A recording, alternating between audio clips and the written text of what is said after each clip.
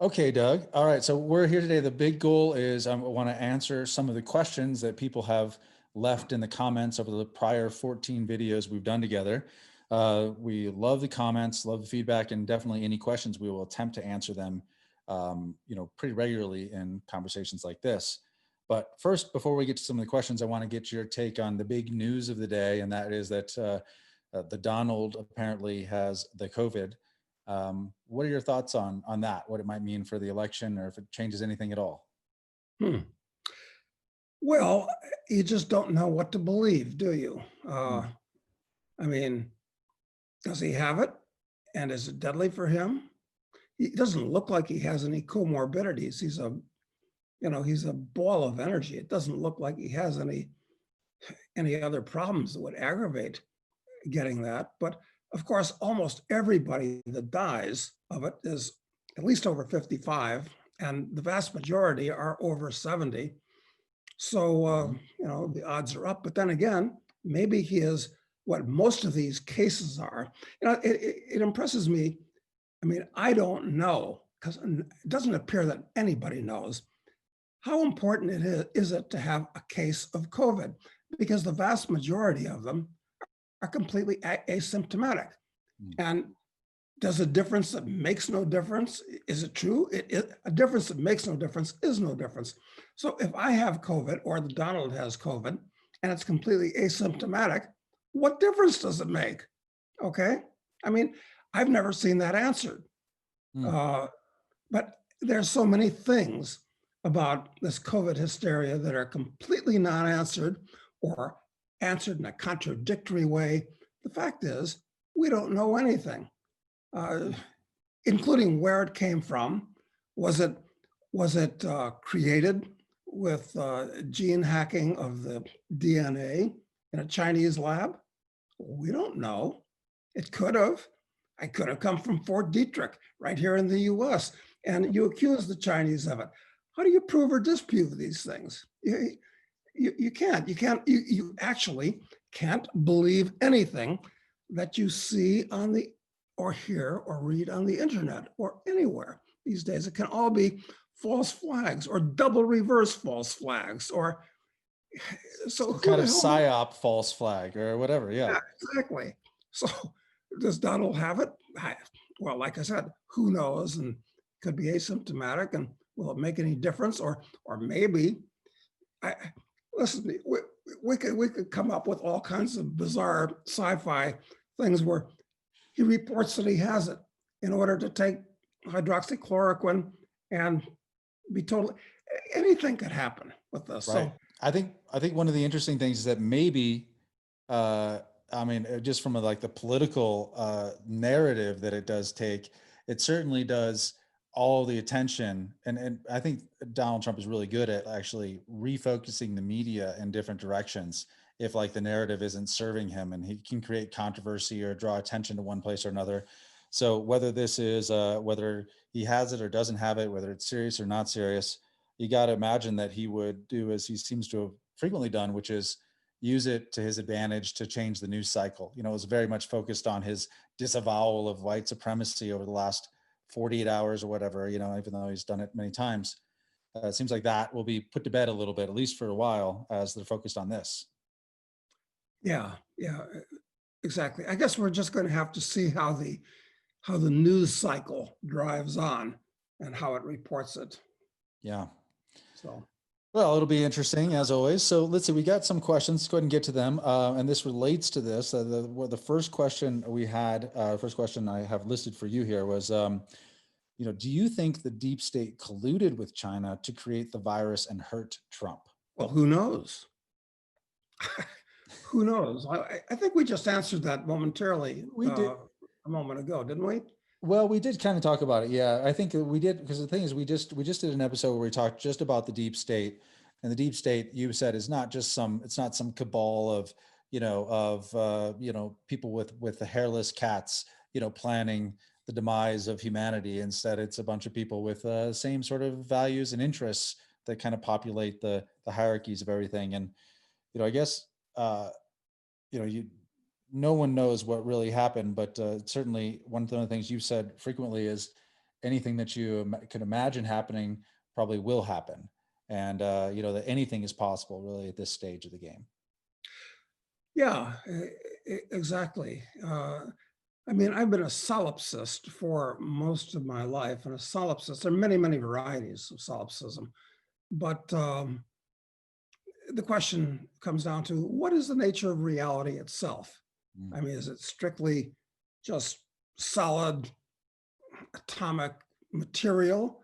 Or maybe this is all just a figment of our imagination.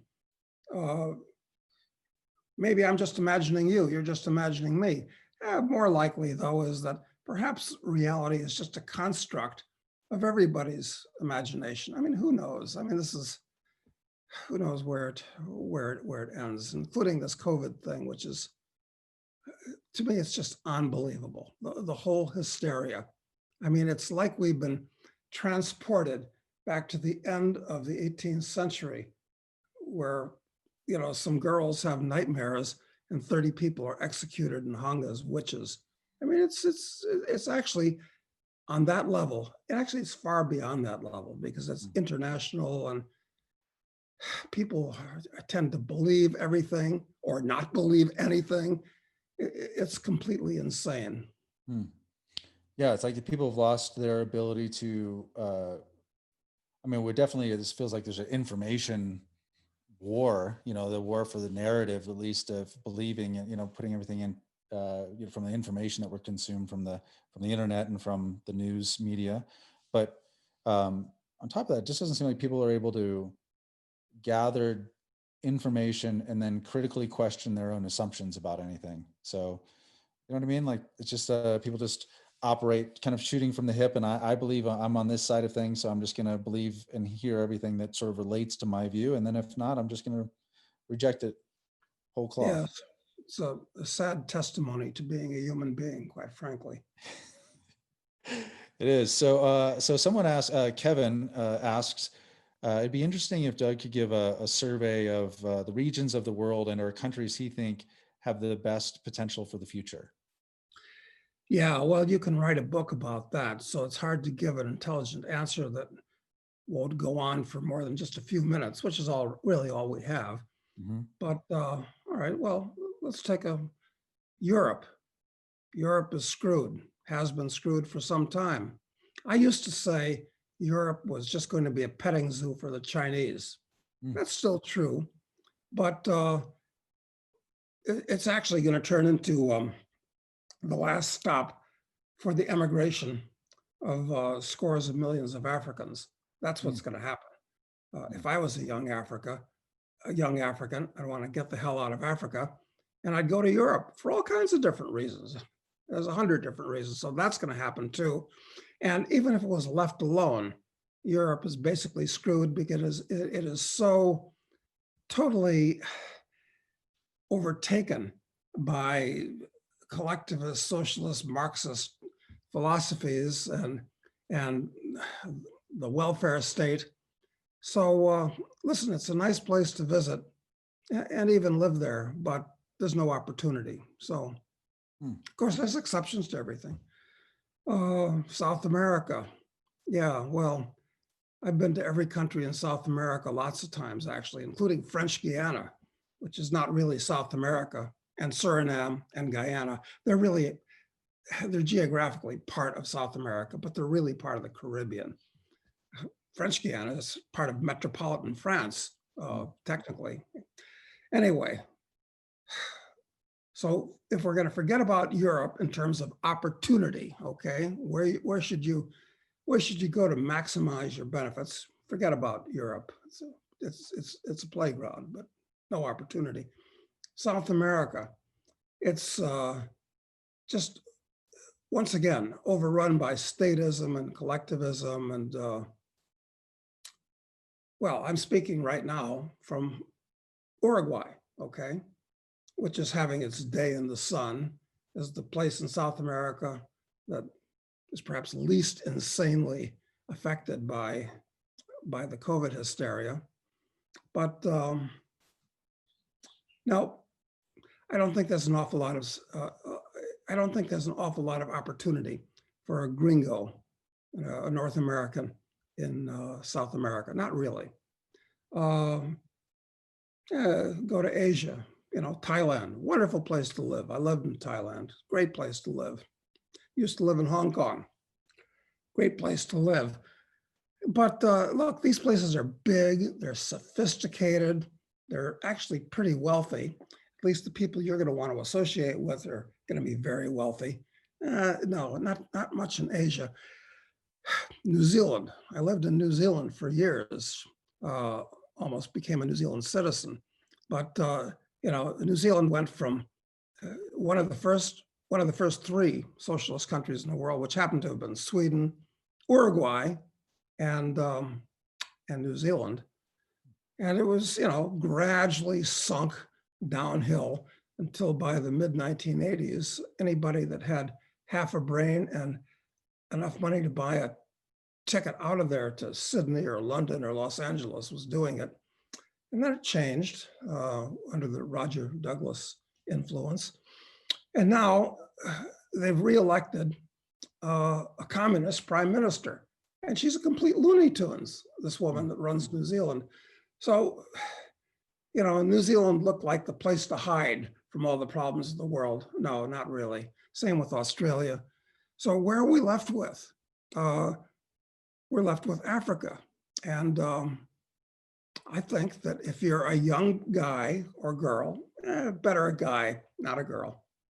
It's just the way things are. Sorry to be sexist, but yeah, if you're Laura Croft, okay, you can go anywhere. But most young women aren't Laura Croft. And in Africa, you want to talk about a sexist society, that's where you go. But in Africa, I think that's where the opportunity is. You don't go there for a high standard of living, you go there for financial opportunity. Are there specific countries? I mean, obviously Africa is giant and very diverse across in terms of what the opportunities might be. Are there specific regions where you think, that one might best find those opportunities? Yeah, well, there's 54 independent countries in Africa. So when you're in JFK, getting on your plane, where should the plane take you to? Well, for a lot of countries, you have to go through Paris or through London to get to them, not directly from JFK. Anyway, let's figure this out. It's usually better to take these things on a gradient. In other words, don't jump into the deep end of the pool. Don't go to the Eastern Congo when they're having an invasion or a civil war. I mean, that was neat during the 60s. Okay, you could be a mercenary and rob a bank. Okay, that was then. This is now. So what do you do? Where do you go? Sure, you can start in South Africa, which is by far the most developed country in Africa, by far. But South Africa is the country that is on the steepest and most definite path downward. And anyway, there's still 3 or 4 million people of European descent there that have your kind of background and skills and connections. And so you don't need all that competition. You want to go someplace to start with that's mellow, but you want to go where there's not a level. I don't believe in level playing fields. I never want to play on a level playing field. Well, unless it's just for amusement. But in life, you want to put yourself on a tilted playing field where you're on the high ground. And you automatically have that if you're a North American in many, many ways. Okay, so to answer the question, where would I go first? Arbitrary, but I think I would go to Namibia. There's a country that maybe it's the size of Texas. It's huge. It's only got 2 million people. It's got a lot of people of European descent that still live there. Mostly Germans, incidentally. So it's nice. I've been there a couple of times. Actually, I had lunch with the president, was it Sam Nujoma, who was running SWAPO, that won the guerrilla war against the against the South Africans, because it used to be called Southwest Africa, and it was run by Hmm. South Africa. Anyway, a lot of interesting things in Namibia. It's gigantic. It's a place where if you want to buy a farm in Africa, like in that movie with, she was in Kenya, who was that actress that played in, where that line is, "Once I had a farm in Africa." Yeah, I can't recall. Anyway, that's a place that if you really want to be able to say, "Once I had a farm in Africa," do it in Namibia. Most farms there, for some reason, are 7,500 hectares or 20,000 acres apiece. Wow. You can pick them up for peanuts, basically. Wow. Probably with a decent house. You're in the middle of nowhere. Okay, I'd pick Namibia, number one. Second choice, actually, right now, Zimbabwe, of all places. Wouldn't be a bad, I was last there, I think 3 years ago. And long story, spent a week there last time. Third choice might be Zambia, just to the north. Next stop north is the Congo. That's going off the deep end. So those might be my first three places in the southern part of Africa. And then, you know, North Africa it's all about being an Arab and being a Muslim. I don't think much opportunity there. Anyway, that's all Francophone country. West Africa, you know, Nigeria, that's the deepest end of the pool. So, you know, don't go there unless you're wearing an aqualung and a wetsuit. All right. Well, you gave us three countries though for Africa. I think that's good for people at this point. So I think we could Good for starters, right? there. Then from there you'll figure it out for yourself. Somebody, and of course, a language thing is also a language thing. These are all English-speaking countries, which is helpful when you're going on to the shallow end of the pool. But most of Africa speaks French, and there's actually one country there that speaks Spanish. So, which country is that? Equatorial Guinea. Ah, yes. I think there's 3 Guineas in Africa. You got Guinea Conakry, Guinea, Guinea Conakry, Guinea. What the hell's that? Capital of that other Guinea? I can't remember the capitals of all the states and countries. You can't do that. And then Equatorial Guinea, which was like an archetype for after it became of a shithole country run by a horrible military dictator. That's true of all the Guineas, actually. All 3 of them were genuine shitholes and still are, quite frankly. But low populations, a lot of opportunity for somebody that can bring something new to the game. But one speaks Portuguese, one speaks French, and one speaks Spanish. So it really helps that you speak one of these languages. Well, I can get by in French, even though I haven't. I used to be reasonably fluent in it. I'll tell you, talk about fluency in languages that relates to this. One of my psychological heroes is Sir Richard Burton. I don't mean the actor. I mean the African explorer from the 19th century. And one of his strong points was he was a superb linguist. And of Burton, it was said that he could speak 10 languages fluently and 15 more reasonably well.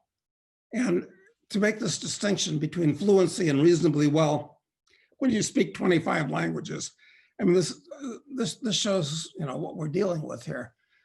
Anyway, I used to be able to speak French reasonably well, but I never get a chance to practice it. My Spanish is horrible, but getting better. It's at the level, a little bit, it's probably sometimes even better than my French now. I speak some German.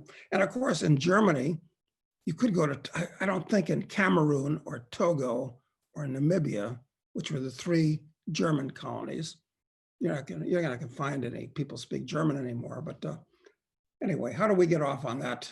So to start with, stick with an English-speaking country in Southern Africa, and you won't have to deal with the Muslim question also. Got it. And take it from there. Got it. Okay. So we did an episode on capital control, saying that they're coming to the U.S. And someone asks, if there's a cap on how much gold you can take out of the United States? Um, that's a good question, because you're supposed to declare whether you're taking more than $10,000 outside of the country with you. But if you take out, let's say, American Eagle coins, which are 1 ounce of gold, and they say $50 on it. So can you take, and they're worth $2,000 a piece now. So does that mean you can take out only 5 of them that are worth $10,000, or you can take out 20, 50 goes into 10,200. Can you take 200 of them out with you?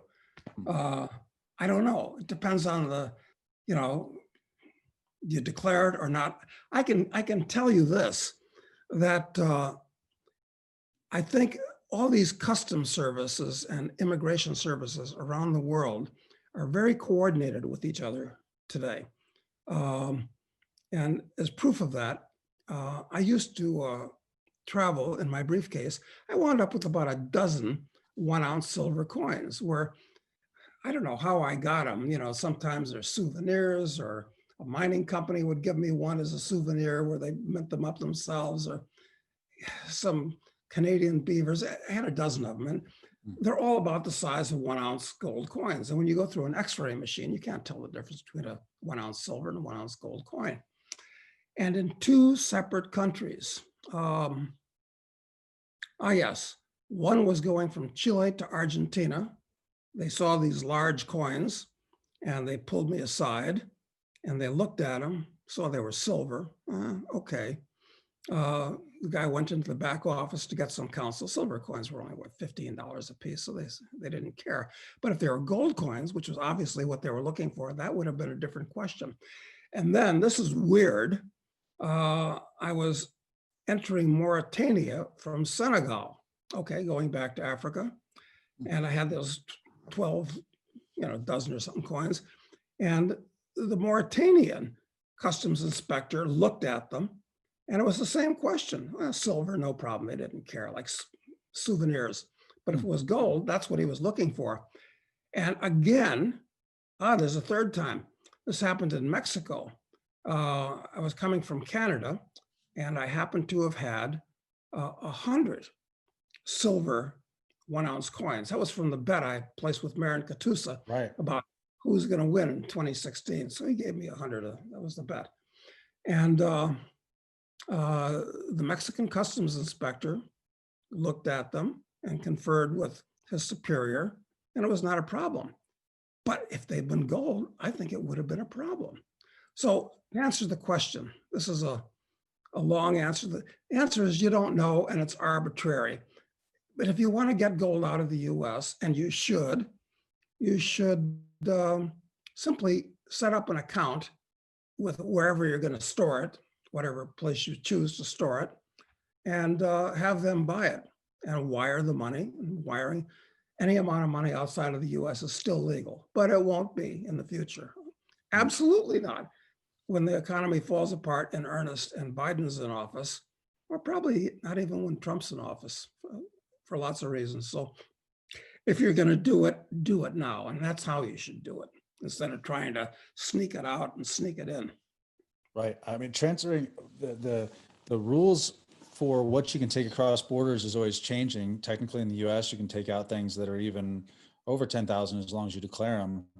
But there was a old friend of mine who was flying from the US to Panama, and was bringing some gold coins with him. And he was connecting through Mexico. And it seems like it's kind of an odd connection for him, but he was connecting through Mexico City. He had the gold. He could leave the US with them, no problem.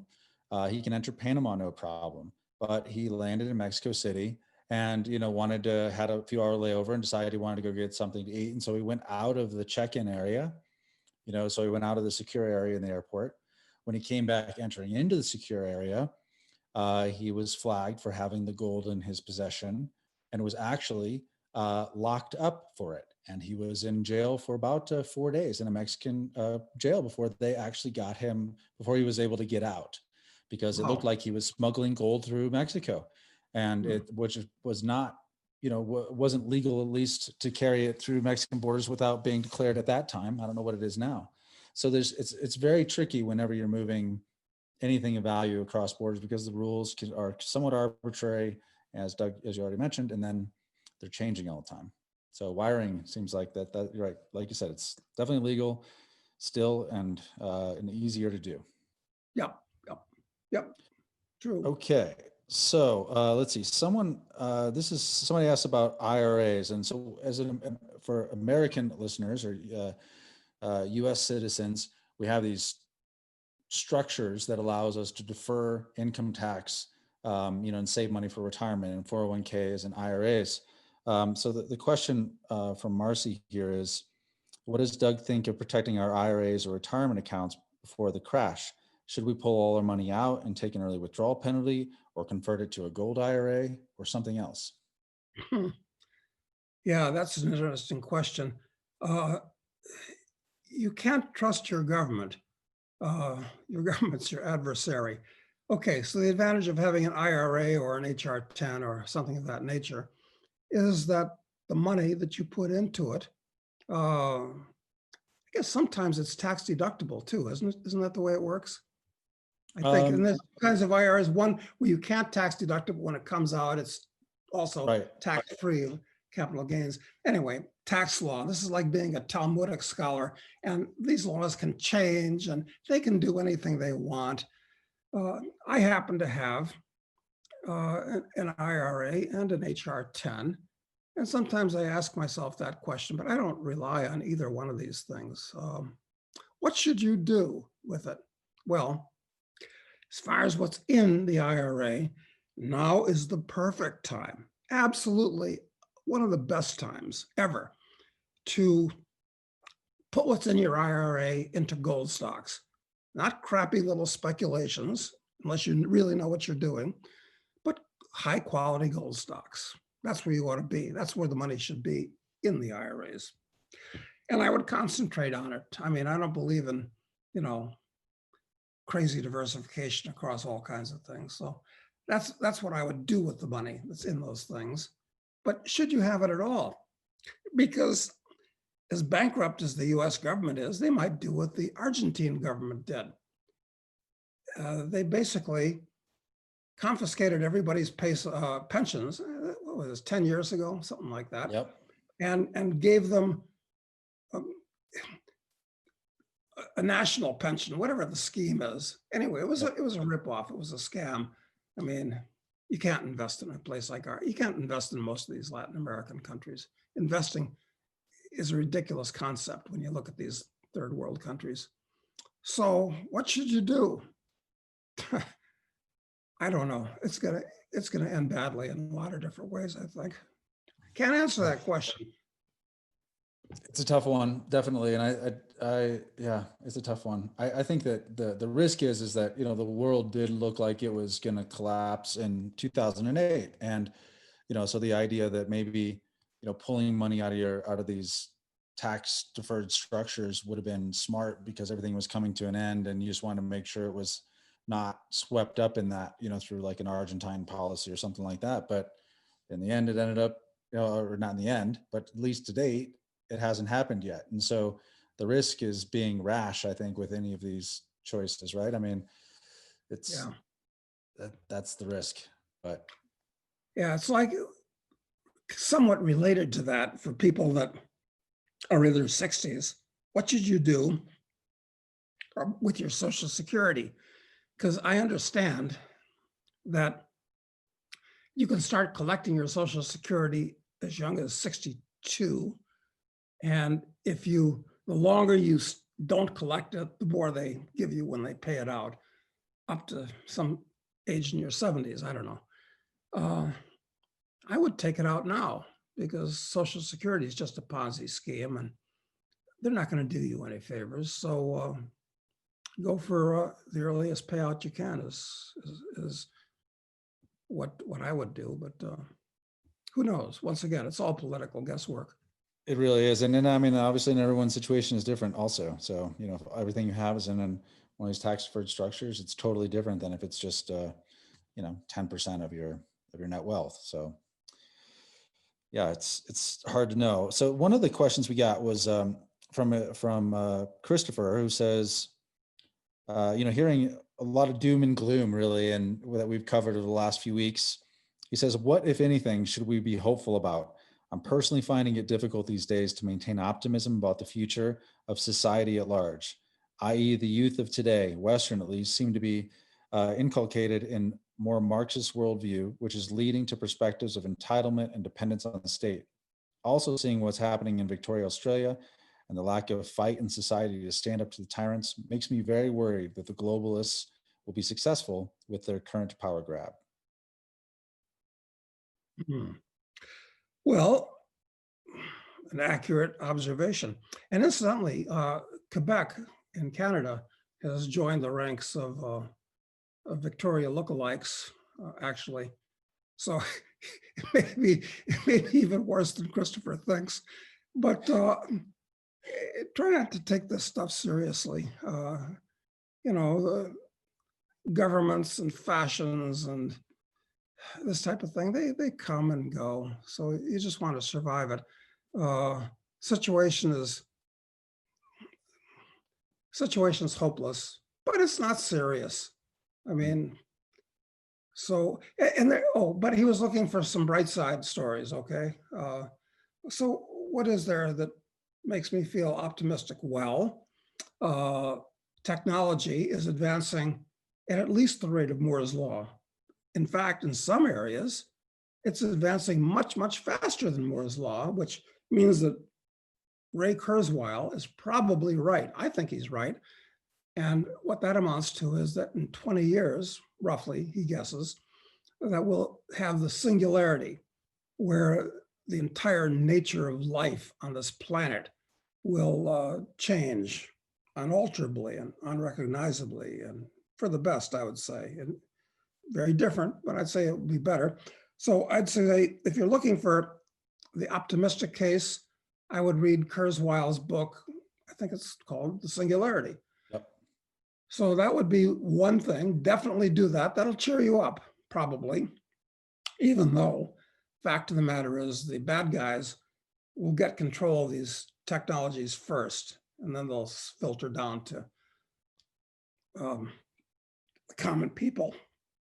So it'll look grimmer before the dawn breaks. Okay, so that's one thing.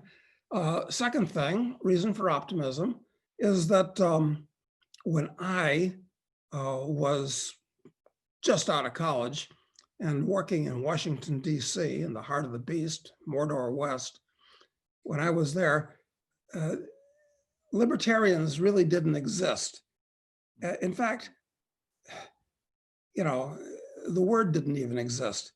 And anarcho-capitalists absolutely didn't exist. Nobody even thought about that. Now, I'd say most of the people that identify themselves as libertarians actually go further and identify themselves as anarcho-capitalists, where we just don't believe in a small, night watchman state. We don't believe in the state at all, and say so.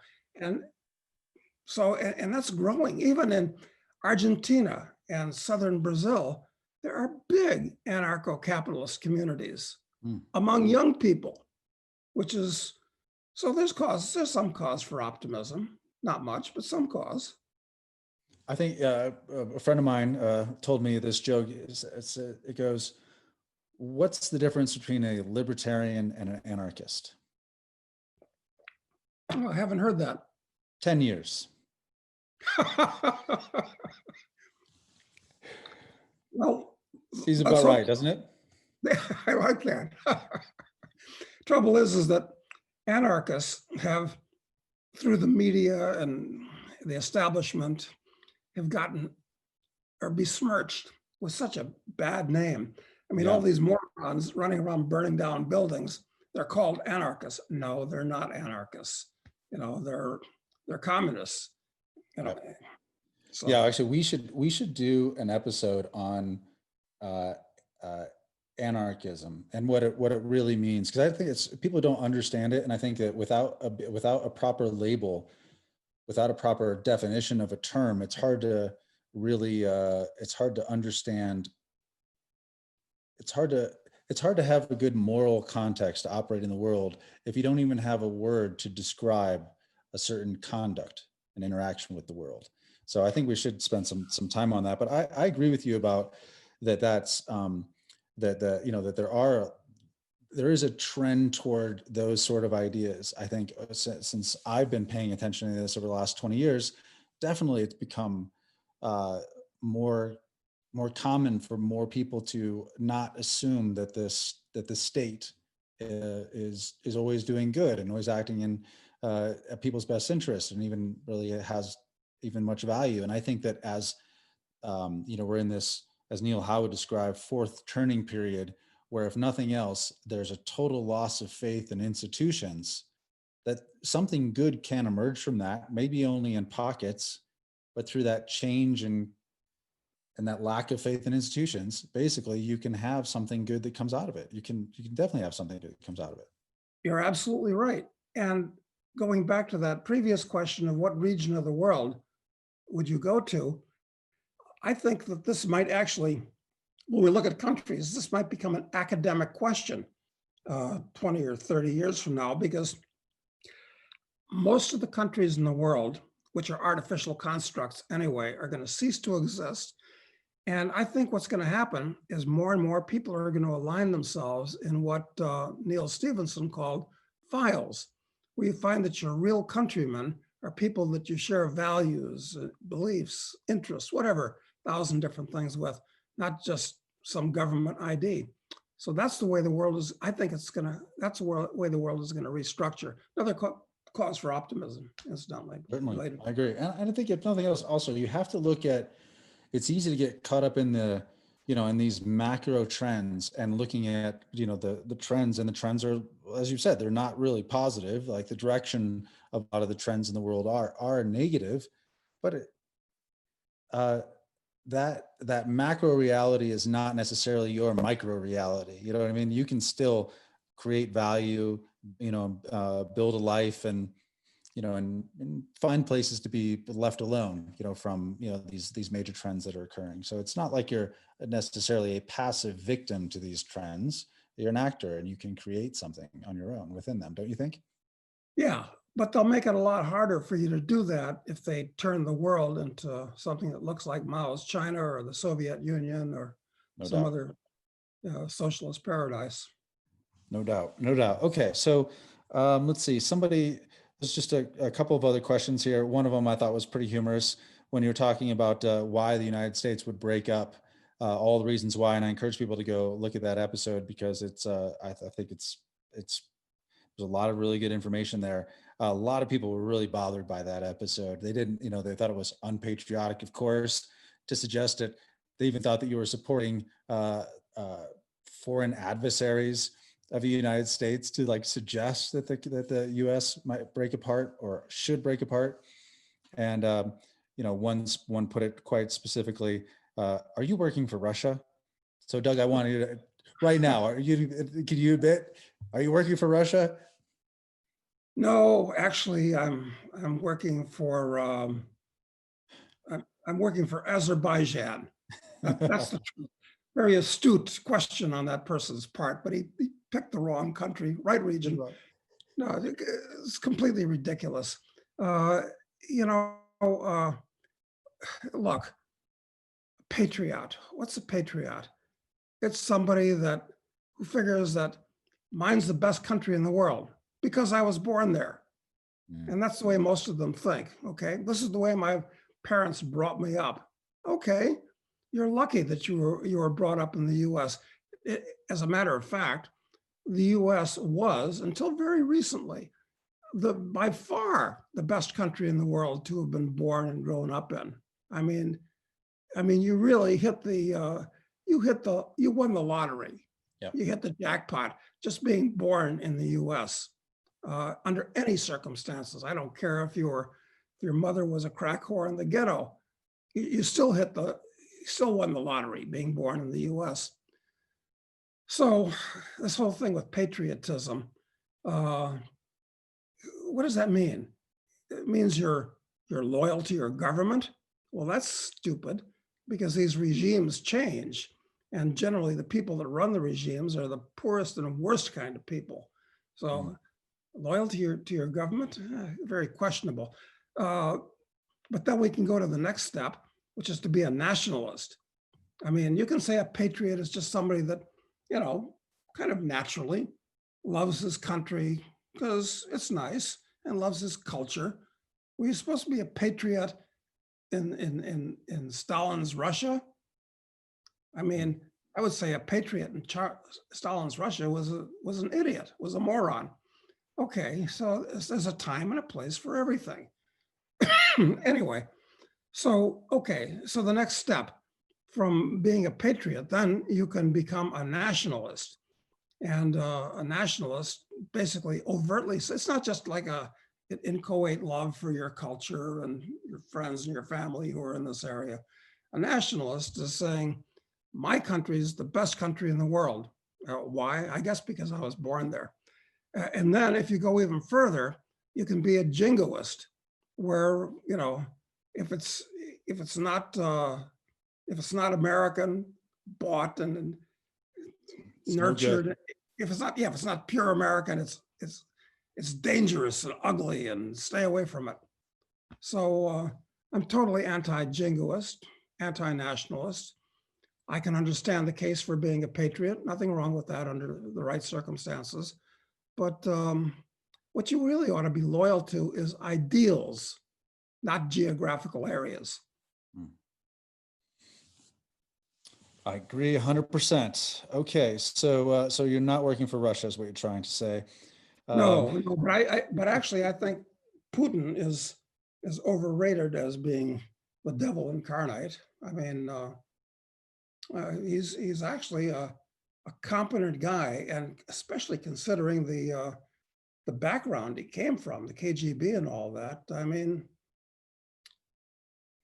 you know, don't believe all the rumors and propaganda that come out against him. He's like the dog everybody likes to kick, but Yeah. you know, he's intelligent, he's thoughtful. Yeah, authoritarian. Okay, right. But you almost have to be when you're running a multicultural domestic empire, which Russia is, incidentally, just like the US. Mm. Mm. You know, I think there's a tendency to it's a George Bush idea, or at least he vocalized it. You know, you're either with us or against us. So, in a lot of people's simple mindsets, there is no nuance in anything. There is no seeing beyond the surface layer of which sports team are you on. You know, if you're Jets fans or Giants fan or whatever. Yeah, exactly. Exactly. I mean, once again, it gives you a clue to the degraded state of civilization today. Right. Okay, so there's one last question. This could be a really big one. I don't want to spend too much time on it, but I think it's worth at least getting your take on what you know about it at this point. It says this guy says he'd love to hear a discussion on BLM, going back to the Black Panthers, Saul Alinsky, and the Weather Underground. I mean, do you know anything about the history of BLM, or have you looked into much of that? Just what I've read in the papers, to be honest. I haven't conducted an investigation. I mean, what was the first Black nationalist group? I guess it was the Black Panthers. And they were kind of a fun group in a way. Actually, one of my best friends, who was Goldwater's speechwriter, who, among the other things he did, coined the phrase extremism in the defense of liberty is no vice, moderation in the face of is no virtue. What was this? It was a very well-turned phrase. That was Carl Hess. And he was the only white member of the Black Panther Party, believe it or not, because Carl liked to look at the positive side of things. Incidentally, if you want to research Carl Hess, he did an interview, a Playboy interview back in the 60s, which was just spectacular. One of the most famous interviews they ever did. So anyway, but other than through Carl, I don't have any direct, who was a white guy, incidentally, of course. I don't have any direct exposure to either the Black Panthers or the BLM, but everything I hear these BLM people saying and everything that I've seen them do, which is, I guess I can believe when I see a camera on them, and they seem like just horrible, destructive, bent people. Yeah, Black Lives Matter. Okay, all lives matter, but they won't let you say all lives matter. And why bother saying all lives matter anyway? That's kind of like a tautology. It's kind of obvious, it seems to me. So these people are just horrible and destructive. That's where they are. And they're good buddies with the Antifa guys, who basically appear to be hardline communists, which is kind of an anachronism.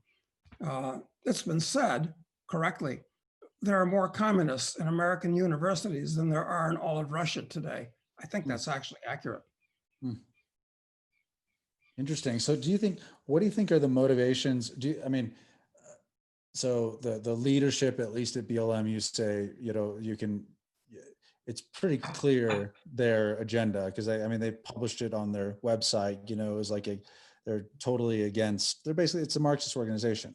But the people that are like, why do you think so many people have gotten swept up in it who probably don't even understand that really those are the objectives of the organization? Why do you think it's become so popular, and why it's because they have no moral core, because they're incapable of critical thought, because they've been indoctrinated by all kinds of Marxist concepts, probably from grade school up, forget about going to college.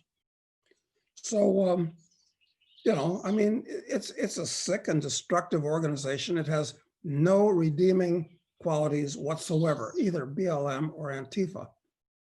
So, no, you shouldn't roll over and say, oh yeah, Black Lives Matter when they rap on your windshield and ask you to say Black Lives Matter. I'm not going to say Black Lives don't matter. So it's like, do you believe Black Lives Matter?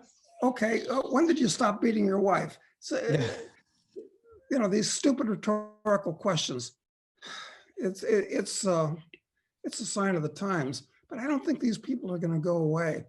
If Biden wins and the Democrats that control him win, they're going to become much more powerful. They're going to be put into positions of power, and if Trump wins, they're going to go hog wild and try to foment a civil war. And there'll be organizations like them that'll come up too. So too bad. It really is. So America used to be such a nice place. I could imagine one of these thugs coming up to this would be a good cartoon for Garrison to do, that cartoonist that does Far Side. Yeah, right.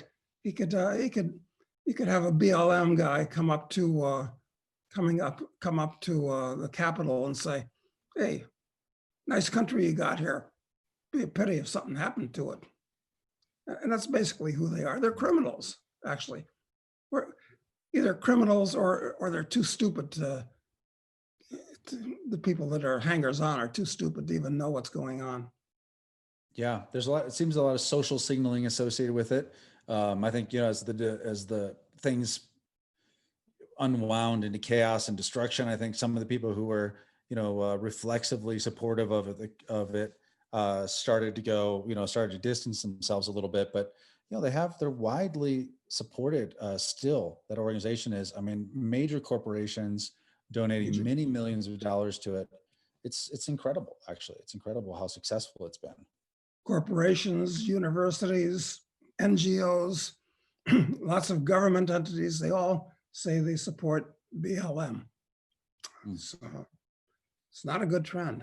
No, it's amazing. It's amazing how successful it's been. And they make such a big deal out of racism, but these people are racist and they've antagonized relations between the races tremendously. So now people are not supposed to look at themselves as just being humans, relating to other humans. You're supposed to view yourself as a Black, or God forbid, a white.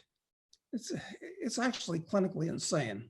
Yeah, one of the things they actually, as they say, is that to view people to say that you view people as humans, not as color, as a specific race or whatever, is actually a sign of racism. No, You know, it's Orwellian, where the meaning of words isn't just changed, which it is, but inverted. I Mhm. mean, and that kind of cognitive dissonance actually, I think, must drive some people crazy because they can't figure out why they can't understand everything. So they lose confidence in their own ability to think because reality conflicts so much with what Mm. remains of logic in their heads. Now, this Mm. is really destructive on absolutely every level. I agree, and the root, though, you said this earlier. I just want to revisit this point: is that the lack of individual moral compass allows makes it so that people are likely to be sort of subsumed by these, you know, by these causes that have lots of energy and lots of social status essentially associated with them, right? I mean, you just can't say no, this is wrong. You can't stand against the crowd very easily if you don't have a strong moral compass to guide you anyway. Yeah, I mean, more than ever, it makes me think that humans really are just a higher IQ variety of chimpanzee, where if you get the big alpha male, he tells the rest of the chimps in his group what to do and how to act and all that. And it's pretty much this way. Mm-hmm. And all the chimps go along with it. So really it's I hate to view myself and other humans as just a type of naked ape, if you would. But that actually the evidence is, yeah, seems to be the case, doesn't it? Definitely, we'll definitely rely on these social cues from each other tremendously to know how to feel about things. Well, I think that's This it is for today, Doug. I definitely this is would why like. Go ahead. I was going to say this is why when I used to live in Aspen, and I don't know if I'm going to continue living there during the northern summer, why I was never invited to the kind of parties that we'd have in Aspen. Because first of all, it's the People's Republic of Aspen, and in order to be socially acceptable, you had to believe all this shit. You Mhm. did, because it's full of rich socialists and full of poor socialists, actually. So I never got invited because I was never obstreperous or mean or argumentative. I'd simply say things and ask questions, and they didn't like it. So, you know, You you have I'm been sort of and cut will always off be. because I was sick of You're it. a heretic, Doug. There's just no way around it. It's listen, it is dangerous and actually unpleasant to be a heretic because most people don't like you. And when the time is right, they'll try to burn you at the stake. They Mm. really will. And you're not even allowed to defend yourself anymore, almost any place in the world, Mm. at least in the last century. And by that, I mean, well, 2 centuries ago, the 19th century, you weren't just allowed to, you were expected to defend yourself. But no, God forbid that you should resist in any way. You got to roll over like a whip dog and wet yourself. It's disgusting. Well, on that happy note, Doug, we'll wrap up the third week of these recordings. Thank you for doing them with me. I know people get a lot out of it. If you're watching and you have any comments, please definitely submit comments and questions, and we'll definitely cover these in future episodes. And definitely like the video and share it with your friends. It all helps. So thanks a lot, Doug. We'll talk to you soon. Thanks, Matt.